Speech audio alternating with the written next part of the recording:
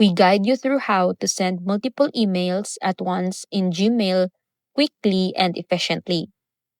First thing you need to do is open your Gmail on your browser and click Compose to start a new email. In the To field, add multiple email addresses separated by commas or click BCC to send the same email to many people without showing their addresses to each other. Write your message as usual, add attachments if needed, and review everything carefully.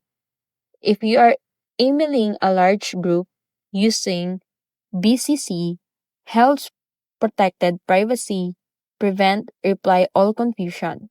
Once ready, click send and Gmail will deliver the email to all recipients at the same time.